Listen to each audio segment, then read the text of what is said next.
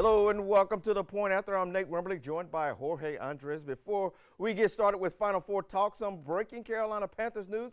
According to reports, the team is signing defensive tackle Derrick Brown to a 4-year extension worth $96 million, $63 million guaranteed. Jorge, what do you think about this move? Look, you lock down that center of the defensive line, which is what they needed to do. They just signed Jadeveon Clowney, who's coming off of a season where he had 9 sacks. Look, Derrick's coming off his best year in the league. He's only 25 years young, 101 tackles, a couple of sacks. If you give all the attention to the center of that defensive line, center of that offensive line, then that's when you can expose the ends, and where Jadeveon Clowney hopefully will be that next step, or that continuing step, I should say, for the Panthers. So I think it's good. The number is big. 96 million is 96 million, but it's okay. 63 million to solidify that line, I think is positive. A couple things. Clowney and DJ want him. Also, newly signed in outside linebacker. But 2 things here. First off, you got to quit giving up your best players and get nothing in return. Correct. This means that they have him. Won't be a DJ Burns. I mean, not DJ Burns. Wow, Brian Burns situation where you develop this guy, you get him to that point where he needs to get paid, and he leaves because you won't pay him. You're paying this guy. You developed him. He is now in the fold for a very long time. Also, you brought up the point. He's one of the best defensive tackles in the league. Yep. He's the first D tackle or the second D tackle to have over 100. He has the most tackles for interior defensive lineman in the history of the league. He had a great season. This is a well-deserved raise for this young man. He's done well. He does well in the community. This is a home run. Plus, you say it's a big number. The cap goes up every year. Yeah, you're fine. It'll be good. In a couple years, you're gonna be like, oh, 24 million. What a deal. Yeah, I mean, right. So don't get all caught up in the cap number and what that number is. It's gonna keep going up, folks. It's well worth the money. It's 100% worth the money, because let's not forget, the Panthers were a top 10 defense last year. Now, you lost Luvu, you lost Brian Burns. There's so many pieces. But now you've gotten Wonham back. Wonham signed rather. Now you have Jadeveon Clowney signed. Now you lock in your interior guy. This defense at first looked like it was losing all its pieces. Now it looks like it's coming up to that same level to hopefully compete to be a top 10 defense again, and hopefully with a better offense to help as well. Yeah, we don't want to forget Shai Tully also in that middle. Yep. At least the front is looking good.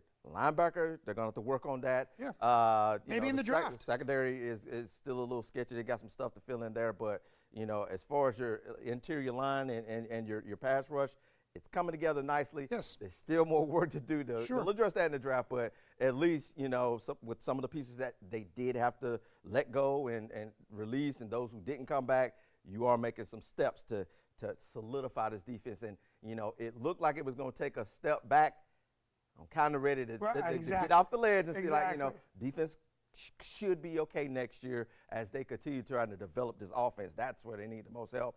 It looks like the defense should be okay. People should feel a lot better today than they did at the beginning of free agency, especially with this defense. Yeah. Now, after a crazy month of March Madness, it's time to crown some national champions. The Final Four is set for Phoenix and Cleveland, and we have 3 teams still from the Carolinas with a dream of winning it all. Let's start on the men's side of the bracket for the teams in the Final Four. It's excellent. It's UConn, the #1 overall seed, taking on the 4 seed from the West in Alabama. And then on the other side, we have Purdue taking on the winner of the South region, the Cinderella thus far here in the NCAA men's tournament. It's the 11 seed, the Wolfpack of NC State. And I tell you what, it has been just a wonder to see this Wolfpack team not only continue to surprise, not only continue to turn heads, but really see the darling of that tournament, which is DJ Burns, really start to flourish. Yeah, I just think it's going to be a tough game for them to win. Sure, I'm with you. Just a few minutes ago, Zach Edey was named the AP, Player of the Year, which is no surprise. It's his second straight. He's the first back-to-back winner since Ralph Sampson from Virginia back in the early 80s, I think 81, 82, 83, or something like that. DJ Burns is going to have this is the right Burns at this time, DJ Burns.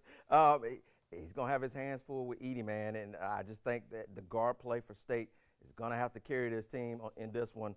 And I heard something interesting about, the way the Purdue games have been officiated lately. They kind of, the officiating kind of helped Edey out. So do they flip it in Right. the Final Four? That's exactly what we were Which gets talking to your about. point Yeah. of him getting in foul trouble. He has to sit on the bench, and then what does Purdue do then? So it's going to be very interesting. But I just think if they've been officiated the one way, I think it's going to stay the same. And I just think he's going to neutralize what Burns does. And then it's going to have to be on the NC State guards. So, look, we're looking for a phenomenal matchup here. And then let me be clear. NC State's already won in the sense that they're in the Final Four. They don't need to win to go home and celebrate. They're going to be celebrated because it's a great thing that they've made it to the Final Four. That's number one. Number two, they have nothing to lose. They literally can just lay it all out there. They have absolutely nothing to lose. These two teams are similar. They're post-centric type teams. They run a lot of ball screens, run a lot of post-up screens, and of course for their big man, whether it's DJ Burns on NC State's side or Zach Edey on Purdue's side. The difference between the teams that NC State has played and this Purdue team is that the teams that NC State has played during this tournament have shot under 20% from the three-point line. Going into this tournament, Purdue has shot 40% in this tournament from beyond the arc. That is problematic. I will give you that. Now, Zach Edey, DJ Burns, that battle, Mohamed Diarra, if you want to throw him in there on the rebounding end of things, that battle is going to be interesting. Here's where it could lean towards NC State's side.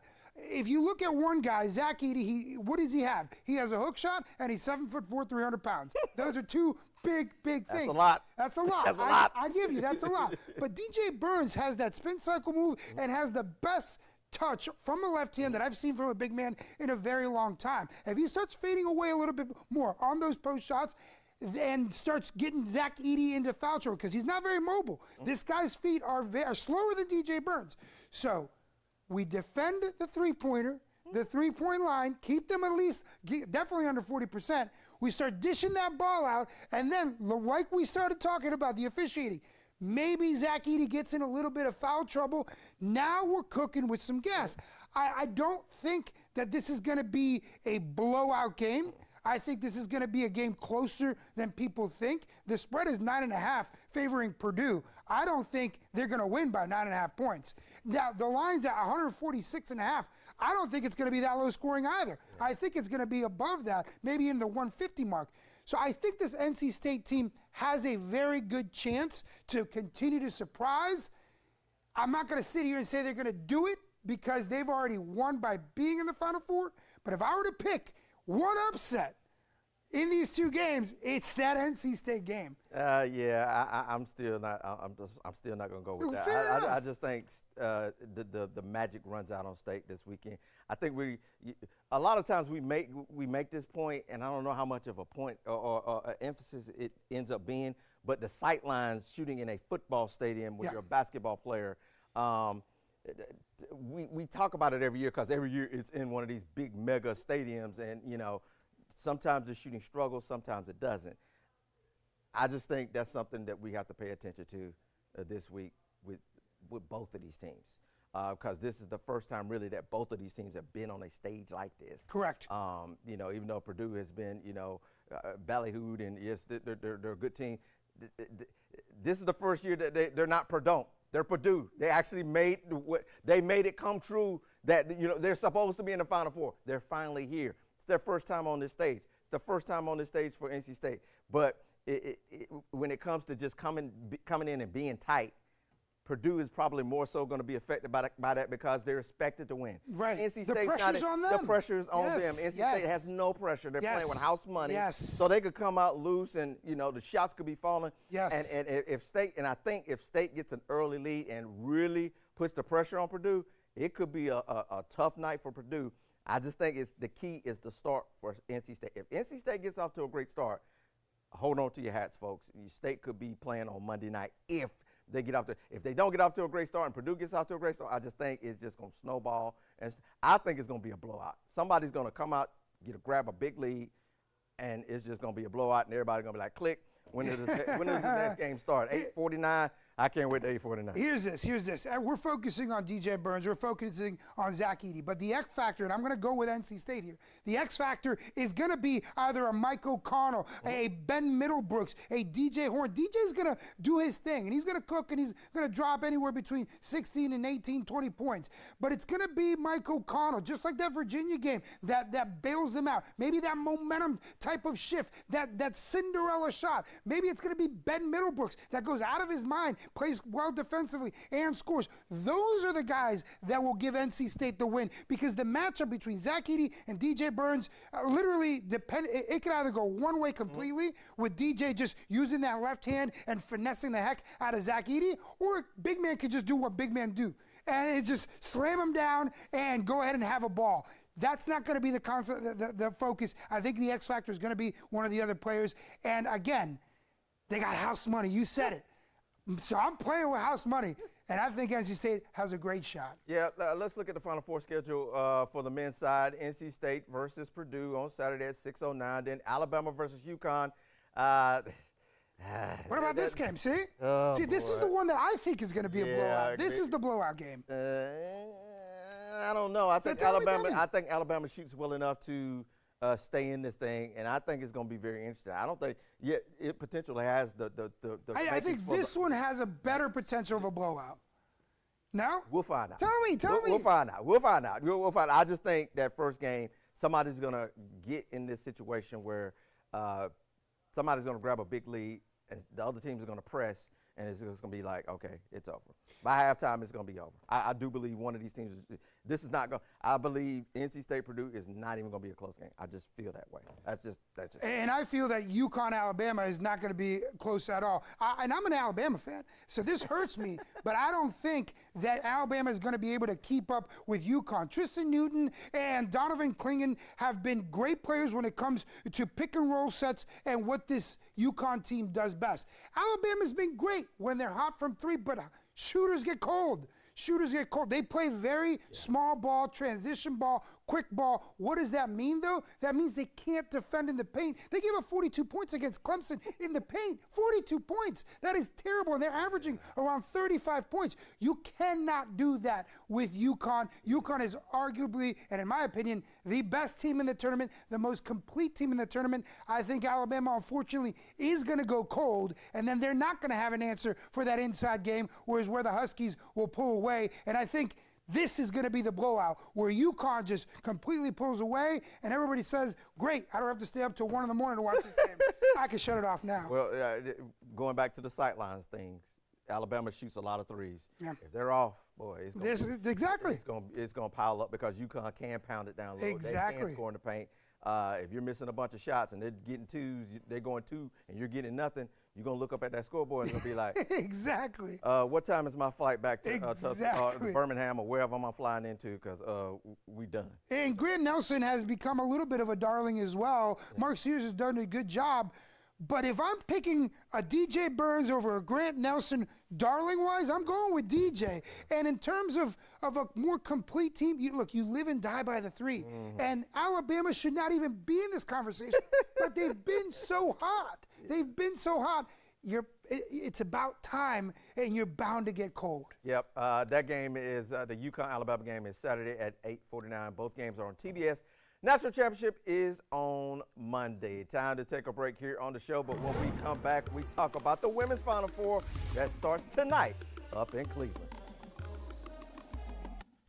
The Great American Eclipse is coming, and WBTV News is here to get you ready. In-depth coverage of the rare sighting and safety tips you need to know about to protect your eyes. It's everything you need to get ready for this historic event. Make sure you download the free WBTV News app today. So I started investigating this wilderness camp called Trails Carolina. One child had already died at Trails Carolina, and we talked to a string of people who alleged abuse and neglect. As soon as I started asking questions, we started seeing some action from state regulators. Now all of the children have been removed from that camp. State regulators have effectively shut the camp down. A 12-year-old boy died, and our community deserves answers. We're going to keep asking those questions because that's what it means to be on your side. At home, at the game, or maybe on a weekend getaway, I want you to be First Alert ready before severe weather strikes wherever you are. Watch First Alert Ready, a WBTV weather special Thursday at 7. Sponsored by Certified Services of Lake Norman and Charlotte. Hey, before we get out of here, let's talk about the women's Final Four, which starts tonight in Cleveland. Here is the schedule. NC State will take on South Carolina at 7. Then at 9, it's UConn versus Iowa. The winners will meet in the national championship game Sunday in Cleveland. A lot of folks are not really giving NC State much of a chance in this one. I'm not one of those people. NC State, they've got, what do we always talk about in the tournament? Good guard play. They got 2 outstanding guards and Isaiah James and Sanaya Rivers. James averages 16 points per game. Rivers averages 12 points per game. They have 5 players that average in double-digit scoring. They started the season unranked. They beat UConn, who's in the Final Four. Yep. They also beat number 3 Colorado, and then they got ranked, and State has just been rolling ever since. They're an 11-point underdog tonight. But I give State a good chance to win tonight against South Carolina. You know, the one thing I will say, State has struggled to cover big girls, big women like Elizabeth Kitley from Virginia Tech. They had problems trying to slow her down, trying to stop her. Camila Cardoso. That's a good luck going with to her. all come down Good to luck. Camila Cardoso tonight. If she eats like Kitley did against them, it could be a long night. But if they could find a way to neutralize Cardoso tonight, watch out. Yeah, look, I'm with you in the fact that NC State's been disrespected on the way into this tournament. And then in this tournament, they took care of the 2 seed in Stanford. They took care of the top seed in Texas to get the opportunity to play against Dawn Staley and her squad. Now, I will say this, Sanaya Rivers is coming into this game with a chip on her shoulder because she used to play for Dawn. She used to play for the Gamecocks. So she's coming in energized and ready. Isaiah James, you mentioned, she's the key in this transition game with Rivers and how quickly they can score. River Baldwin is going to be key in terms of matching up with Camila Cardoso, those rebounds and that size. At the end of the day, I just think South Carolina is too much team for NC State. I respect what NC State's done to get all the way to the Final Four, but they're the top rebounding team in women's college basketball right now. South Carolina is. Camila Cardoso is playing next world, and as well as River Baldwin can defend her, can match up against her, I don't think it's going to be enough. If anything, you mentioned that 11-point favorite. If anything, okay, maybe I'll throw, I'll get wild and throw a dart at that spread, but I just don't think that NC State is going to be enough team and be able to cover Camila Cardoso to knock South Carolina off. I really think it's the year for the Gamecocks. They're unblemished for a reason. I think, and this is my final point on this, before we get to UConn and Iowa, the fact that all the pressure, once again, is on South Carolina. It was on them last year. They lost to Iowa in this game, in the Final Four game, and did not play for the championship. Once again, the pressure's on them. Good point. And this is a new starting 5. So, they were on the team, and they were playing last year, but the spotlight is on them now. NC State is, once again, like the men, playing with house money. Which is great. They're not supposed to be here. So all the pressure is on South Carolina. If NC State can get out there and establish themselves with a good lead, you never know. And let's face it now, this South Carolina team has been pushed to the limit. Tennessee almost beat them in the SEC championship game. They needed the Cardoso, the bank 3 to win it. A couple times this year, LSU had them on the ropes a couple times. Look, this South Carolina team is beatable. NC State can get them. So, the 11 points, I don't know what that is. No. NC State will have this game tight towards the end. This game will be a tight game, and NC State will be in it with a chance to win it. Trust me. I really feel like come Monday, we're going to be talking about one NC State team that made it and one NC State team that didn't. And it's whether it's the men or the women. Yeah. I think we're opposite on this. I lean towards the men making it and the women not. I think you lean towards the women and the men, yes? Yep. That's why it's exciting, folks. That's exactly why. Let's real quickly get to the last game. UConn, Iowa, a meeting between Paige Beckers and Caitlin Clark. Man, Paige, if it wasn't for injuries, Paige would be right up there with Caitlin Clark. Oh, yeah. She's got game. And I do believe tonight that Paige is going to be coming out to prove a point that, hey, you know, we are still UConn. Everybody, hey, y'all don't forgot about, y'all must have forgot. We are UConn still. And for Paige, I think she's going to take this challenge on and to say, hey, all y'all want to talk about Clark. Before Clark, it was supposed to be me. I missed a whole year with an injury, missed the previous year, 17 games with injuries. Paige is she's going to come out tonight wanting to prove a point. It's going to be a great battle. Look, and everybody was talking about the heavyweight matchup between Angel Reese and Caitlin Clark in the previous game. Now you get a heavyweight matchup between Caitlin and Paige, and you're right. They're both from the same recruiting class. The one was supposed to be the superstar. The other one emerged as the superstar. That's why this women's basketball tournament has been fantastic from day one. Gino is still Gino. And he's still going to have that team ready. The fundamentals are more with that UConn team versus an Iowa team that really leans on Caitlin Clark. Now, I don't think Caitlin Clark will get cold because she doesn't get cold. No. But she's going to have hers. Yeah, she's going to get hers. But Caitlin Clark can't do it all. I think if we're talking about a team that's more well-rounded, a team that's better coached, it's the UConn Huskies versus this Caitlin Clark team that really surrounds themselves around Caitlin Clark. I like the matchup. I think it's going to be exciting. I think the marquee of Paige versus Caitlin is going to be great. And as much as I like Caitlin Clark and I would like to see her in the final, I'm with you. I think UConn, fundamentally, it will be the better team and the team heading over to have a chance to cut down the nets. All right, let's get to our final thoughts. I'm going to start right here because I'm a big wrestling fan. WrestleMania is this weekend, Saturday and Sunday night. Boy, I cannot wait. Your main event on Saturday night is The Rock and Roman Reigns versus Cody Rhodes and Seth freaking Rollins. Yes, I will be watching. I'm going to be flipping between Peacock and TBS with the Final Four because they both start at the same time. So, yeah, and then Sunday is Roman Reigns and Cody Rhodes. Cody Rhodes looking to complete the storyline, to complete the story, and I do believe he's going to get it done. I mean, The Rock's been on TV all week long talking about there can only be one, but he would never say which one.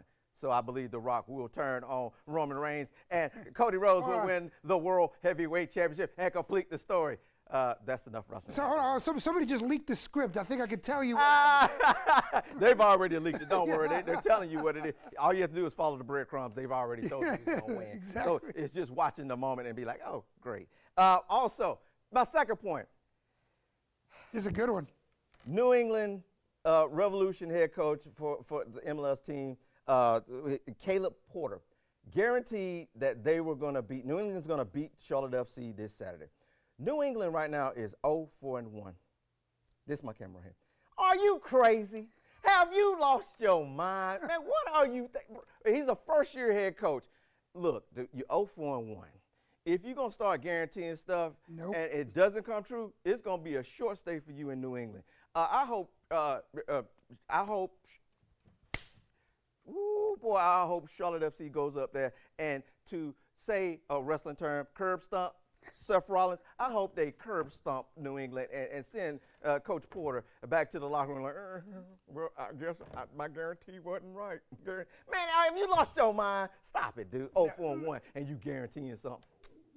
That's player, bananas. Come on, player. Come on, player. Come on. That's banana. You can't go out there guaranteeing, to your point, especially if you're the worst team in the MLS. All right, time now for my final thoughts. And the first one is maybe fourth time's a charm. I'm talking for the Charlotte Knights. Baseball's here. Wow. The first three games didn't go the way you wanted them to go, especially that second game with, what was it, 26 runs? 26-11. Oh, it was boy. 25-8 at one point. Oh, Lord. Somebody said they needed a couple. They needed like 3 touchdowns and 2-point conversions to get the thing out. But here's the thing. It's a long season, folks. It's a long season. 0-3, I get it. But maybe you got 3 more games against the Norfolk Tides. Maybe you take one. Sunday is going to be the one that is Dolls at the Diamond for little kids. I might be there with my daughter, and I might have her pinch hit so we can get a quick win. So wow, dog, come on, man. And then Saturday, get this. Look, Saturday they're doing something really cool, though. It's a Negro League night, a tribute to the old Charlotte Black Hornets. They'll be in the throwback uniforms. Maybe that's the juju they need. But listen, they're going to get it. Maybe a fourth time's a charm, fifth time's a charm. I don't care, but they're going to get it. That's one of the marquee things. Oh, yeah. The marquee days for that team. Last year, those jerseys sold out quick. I tried They're to buy so one. nice. I tried to buy one of them last year, and Tommy tried to help me get one, but they were all sold out. They are nice. I need to get one. The nice jerseys. We had Tommy and the folks over on QC Morning this morning. He was sporting that jersey, and it is one of the nicest jerseys. Maybe that's the good luck charm they need on Saturday. If not, maybe my daughters will be the good luck charm on Sunday. But they will get the win. I don't know about that. Well, this Norfolk, they're the best. They got the best farm league system. The Baltimore, or they're the AAA affiliates of the Baltimore Orioles. They have all the top prospects. This is a tough team to beat. I just don't think this is. Baltimore is probably going to win it all. I mean, Norfolk is probably going to win it all again this year, folks. I'm just going to tell you like that. 0-6 will be hard. They don't play Norfolk every game, every year, all season long. So Correct. once we get them out of here, then we're good. Then we're good. Maybe we can get one. That's all we need. All right, next up, my next final thought is, look, listen, we've been talking about it, we've been saying it, and I'll say it again. It's time to paint the town red. Yes, paint the town red for me, please, because I'm all in for NC State. I'm all in, yes. DJ Burns, DJ Burns, he's going to be cooking. That's right. Go ahead and help yourself to a second plate, son. You deserve it. You earned it. They've already won, and they're going to have a chance to head to the final and cut down the nets. Zach Edey, I don't care if you're 6'7", 300 pounds. I don't care. Watch out for DJ Burns. Watch out for Ben Middlebrooks. Watch out for Mike O'Connell. Watch out for DJ Horn. Here comes the NC State Wolfpack. That's all I got, because I'm amped. I'm ready to walk through, run through a wall, and go straight for NC State, because they've already won. So now it's time to make the doubters, make all those naysayers go home and cry themselves to sleep. I'm one of those doubters, at least for this weekend. I said you would make it to the ACC. I said you had the chance to win the ACC tournament. You made me right. I was a doubter to begin with, and I formally apologized, because now I'm all in. I'm ready to paint the town red, baby. All right. Let's go. Let me get a howl. Oh, there it is, baby. Howl. You want to do this again on Monday? Yeah, let's do it again. Without the howling. Without the howling. Without your howl.